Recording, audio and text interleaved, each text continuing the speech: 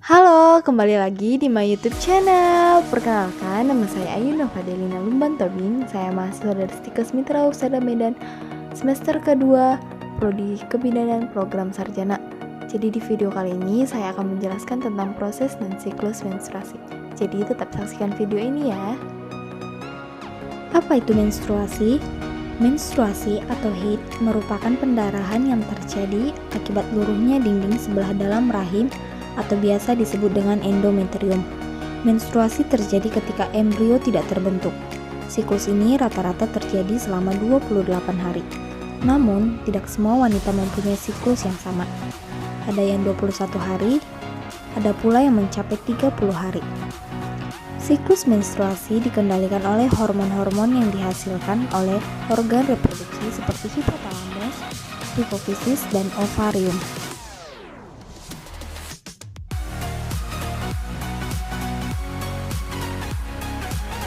Nah, untuk membahasnya lebih dalam lagi, siklus menstruasi ini terdiri atas 4 fase, yaitu yang pertama, 1. Fase menstruasi, kedua fase praovulasi, ketiga fase ovulasi, dan yang keempat fase pasca ovulasi.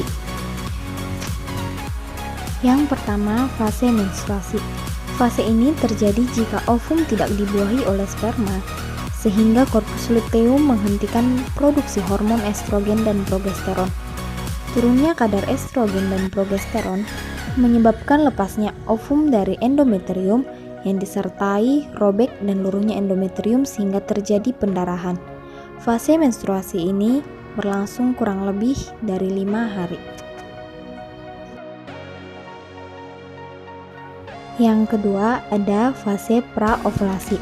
Fase ini disebut juga dengan fase proliferasi. Pada fase ini, hormon pembebas gonadotropin yang dikeluarkan oleh hipotalamus akan memacu hipofisis untuk mengeluarkan FSH. FSH adalah follicle stimulating hormone yang memacu pematangan folikel dan merangsang folikel untuk mengeluarkan hormon estrogen. Yang ketiga ada fase ovulasi. Ovulasi terjadi pada hari ke-14. Peningkatan kadar hormon estrogen menghambat pengeluaran FSH. Kemudian, hipofisis mengeluarkan LH atau luteinizing hormone. Peningkatan kadar LH merangsang pelepasan sel telur yang matang dari folikel di dalam ovarium. Peristiwa ini disebut sebagai ovulasi. Dan fase yang terakhir yaitu adalah fase pasca ovulasi.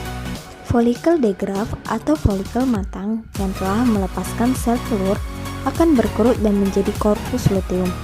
Korpus luteum mengeluarkan hormon progesteron dan masih mengeluarkan hormon estrogen.